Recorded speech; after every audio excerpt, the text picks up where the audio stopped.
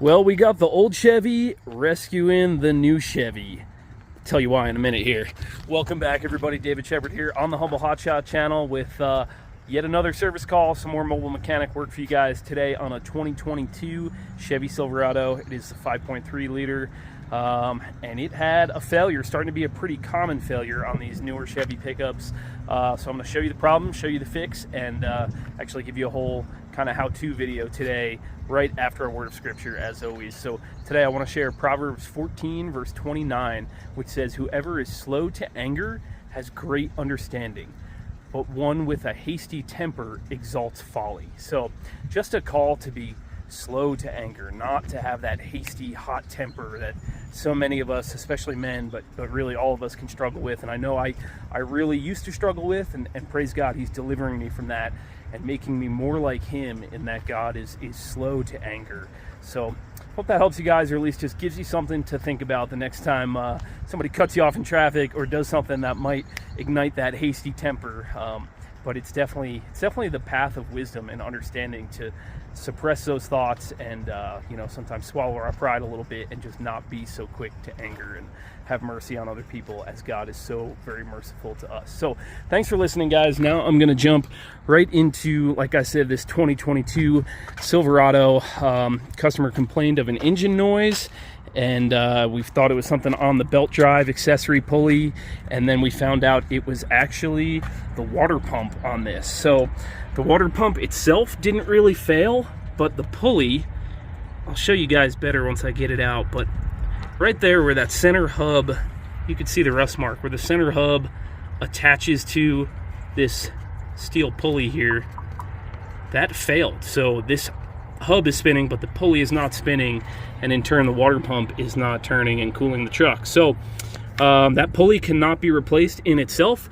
You actually have to replace the entire water pump on this. So it's interesting, I just did the first water pump on this 2006 6-liter gasser just here recently. I'm pretty sure it was the original, and yet this 3-year-old truck needs a water pump already. So we got the new one. We got a genuine GM unit. I actually got it through Napa. The dealership was telling me these are back ordered until about 4th of July. So I did want to go with a genuine GM unit on this, just because the gaskets can be a little finicky. So it comes with new gaskets, all new bolts, and I just don't want any leaks, want the fitment to be good, so we went with a genuine GM part through Napa. They shipped it in from Salt Lake City for me, because like I said, the dealer said these are on back order. So I did some digging around online. It seems like this is a fairly common failure on these trucks, where the water pump pulley, like I said, itself is failing. So not too difficult of a job, but there is a little trick here I'm going to show you guys. So basically, I'll show you on the new one. Basically, the water pump is integral with the alternator bracket. Alternator mounts right here.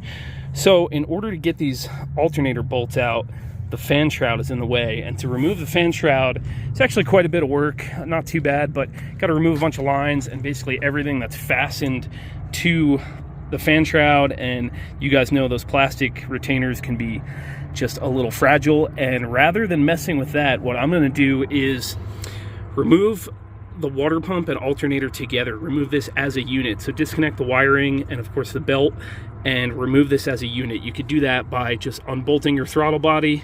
You don't even have to unplug it, but just take the 4 bolts off the throttle body, gently roll it out of the way, and then we could remove this water pump and alternator together, have the clearance to do that, and then we'll just mount the alternator on the new water pump.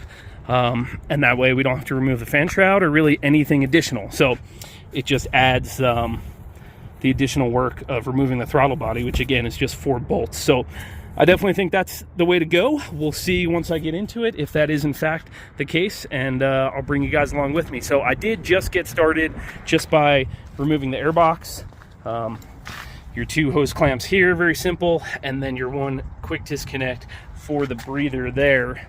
So all I have done so far is remove that intake, and then I did get the coolant draining. So on the passenger side, you've got a regular petcock coolant drain. So I got that drain in with the cap off to vent. Still Definitely still going to get a lot of cooling out when we remove that water pump. So I'll put some spill protection down for that, especially the way the truck is leaned. But I'll get into it and bring you guys along with me. Here we go. Okay, went ahead and got the throttle body rolled out of the way. Just 4 10mm bolts there.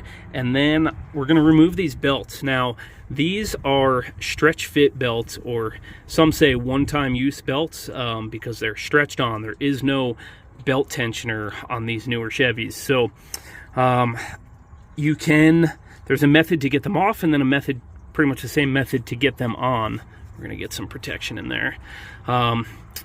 But for time's sake, and also because this belt was getting a little frayed due to this pulley problem, we're going to go ahead and cut the belts off, save a bunch of time there, and then stretch the new ones on. So I'm going to show you guys how to do that, stretching the new one on without the special stretch belt tool. So I don't know why they went to this design. You know, it removes the failure point of a belt tensioner, but it just makes it more of a pain to change these belts, and then you're more likely to just throw away the old one, whereas with a tensioner I could have easily removed it and put it back on. So here's the part numbers for both the serpentine belt and the AC belt. Both of them are in the way of removing that water pump, and you can see these are both stretch fit style. So we're going to go ahead and snip those old ones off for time's sake, and get this guy some fresh belts in addition to the water pump, and keep moving.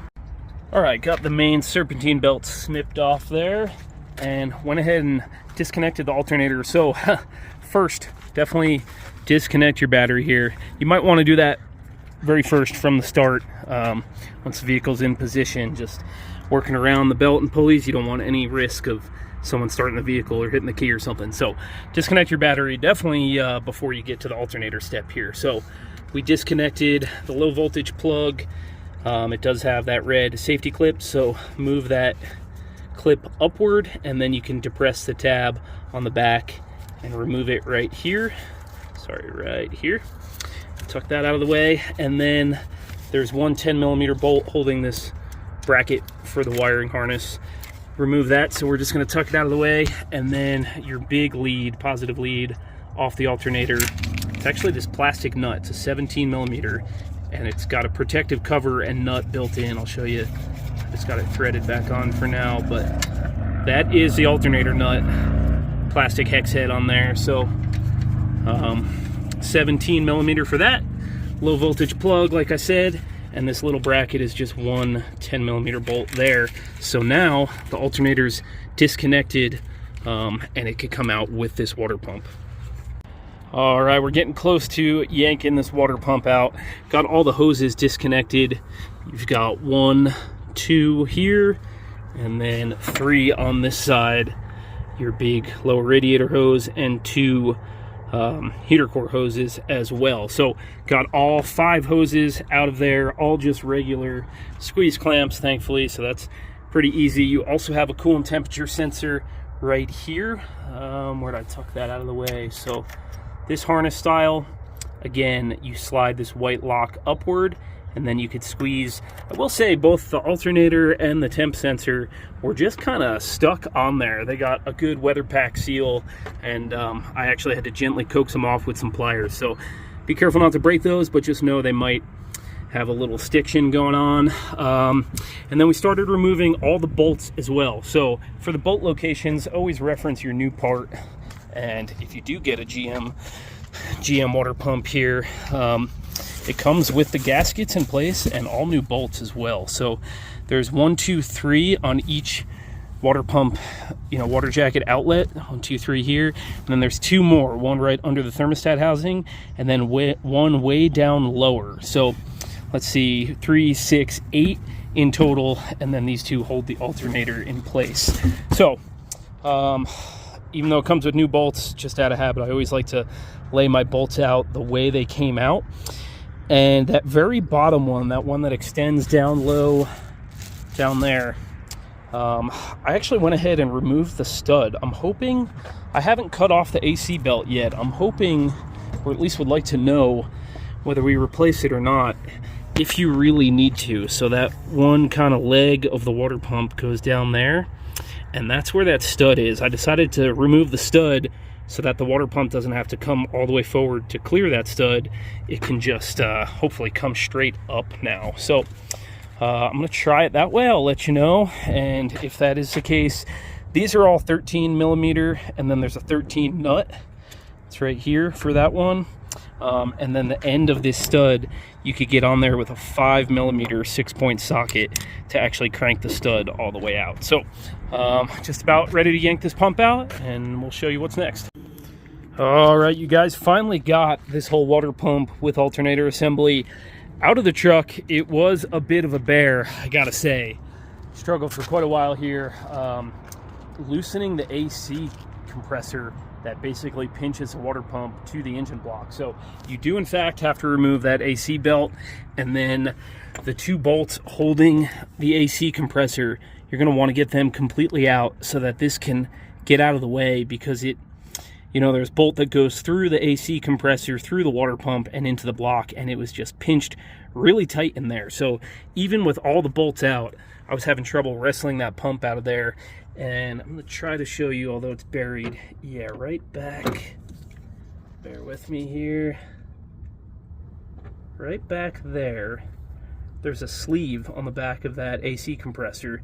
So that's what was pinching it against the block. So the best way I eventually found was to take that long bolt, the longest bolt that goes through the water pump, stick it back in and tap on it to get that sleeve to move back enough to be able to get this out of the way. So basically, you know, everything was out. You do have to at least loosen this alternator bolt, because that one goes straight through to the block, but it was just caught up down here until we push that sleeve out of the way. So there's a tip for you guys, hopefully save you a little bit of the wrestling that I went through.